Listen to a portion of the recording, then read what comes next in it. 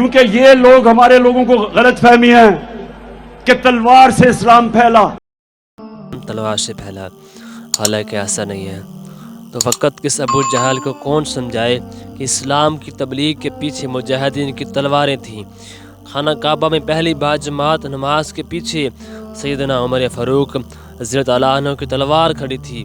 मक्का पहले तलवार से फतह हुआ, फिर वहाँ के मुशरिकीन ने इस्लाम की तबलीग को बगौर सुना और इस्लाम कबूल किया। रोम के ईसाई और फ़ारस के मजूसियों के कानों में इस्लाम का पैगाम पहुँचाने के लिए उनकी अफवाज की सफ़ों में से मुसलमान मुजाहिदीन ने तलवारों के ज़रिए रास्ता बनाया और फिर फतह के बाद तबलीग आराम साबित हुई। इसी तरह मोहम्मद बिन कासिम बज़ौर तलवार सिंध में दाखिल हुए और जंग के बाद इस्लाम की तबलीग का असर यहाँ की कौमों ने कबूल किया। दाता अली हजवरी रहमतुल्लाह अलैह लाहौर में तबलीग इस्लाम के लिए तशरीफ़ लाए। यहाँ के हिंदुओं को बखूबी इल्म था कि दाता अली हजवेरी रहमतुल्लाह अलैह के पीछे महमूद गज़नवी रहमतुल्लाह अलैह तलवार ले खड़े हैं। अफ्रीका से लेकर उंदलस तक और हिंदुस्तान से लेकर कुस्तुनतुनिया तक और मशरिक़ वस्ता से लेकर अफ़गानिस्तान बुखारा तक इस्लाम को पहुँचाने के लिए तलवार ही की मदद लेनी पड़ी। जिस दिन मुसलमान ने तलवार छोड़ी उस दिन से मुसलमान पूरी दुनिया में ज़लील ख़ार हो रहे हैं।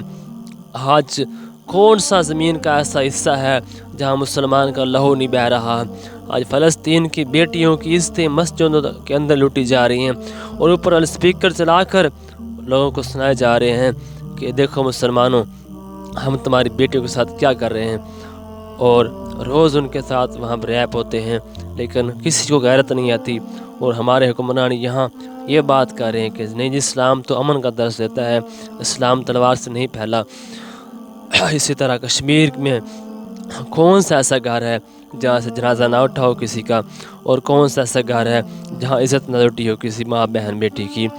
रोज़ हिंदू हमारी माँ बहनों की इज़्ज़तों से खेलते हैं और कोई उनको पूछने वाला नहीं है, कोई हिंदुओं को रोकने वाला नहीं है। क्यों? क्योंकि मुसलमान आज बेगैरत हो चुके हैं। और मुसलमान भी आज वही बोली बोल रहा है जो अंग्रेज़ की बोली थी, और आज भी वो बेटियां पुकार रही हैं कि क्या नहीं है कोई गज़नवी कार गए हयात में, बैठे हैं मुंतज़र कब से आले हरम के सोमनाथ।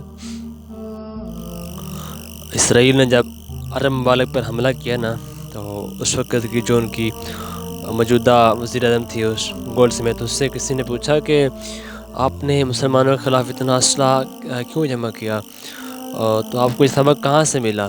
तो उसने कहा कि मुझे यह सबक मुसलमानों के नबी हज़रत मोहम्मद मुस्तफ़ा सल्लल्लाहु अलैहि वसल्लम से मिला। तो वो जो पूछने वाला सहाफ़ी था वो हैरान हुआ कि वो कैसे। उसने जो जवाब दिया वो जवाब सुने। उसने जवाब दिया कि जब मुसलमानों के नबी सल्लल्लाहु अलैहि वसल्लम के आखिरी वक़्त था ना, तो उनके घर में फाका चल रहा था और बाज़ार खाने को कुछ ना था कई महीने।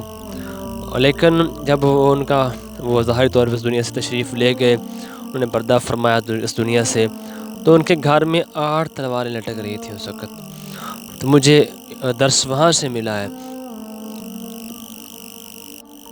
आज उसी दर्स को बुलाया जा रहा है, उसी दर्स को बुलाया जाने की कोशिश की जा रही है, और आज अंग्रेज़ का जो दर्स पढ़ाया जा रहा है। वो अल्लामा इकबाल ने कहते थे ना कि वो फाका कश जो मौत से डरता नहीं ज़रा, वो फाका कश जो मौत से डरता नहीं ज़रा, रूह मोहम्मद उसके बदन से निकाल दो। और आज उससे रूह मोहम्मदी को, इश्क़ नबी को हमारे सीनों से निकाला जा रहा है। आज इस्लाम का जो हकीकी दर्स है, जिसकी आज ज़रूरत है, वो है जहाद। लेकिन आज जहाद खुद नहीं जो कर सकता, वो कह रहा है जी इस्लाम जो है ना तलवार से नहीं फैला।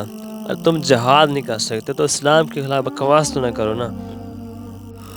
बेच कर मसल्ले ख़रीद लिए तलवारें हमने, बेच कर मसल्ले ख़रीद लिए तलवारें हमने, कौम की बेटियां लुटती रहीं और हम दुआ करते रहे। अल्लाह ताला हम सब को जज्बा जहाद अता करे, और कश्मीर भी जहाद से आज़ाद होगा, फ़लस्तीन की रोती बेटियों का मदावा भी जहाद से होगा।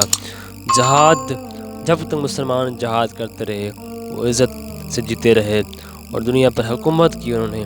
जब उन्होंने जहाद को छोड़ा है, आज मुसलमान पूरी दुनिया में ज़लील हो रहे हैं।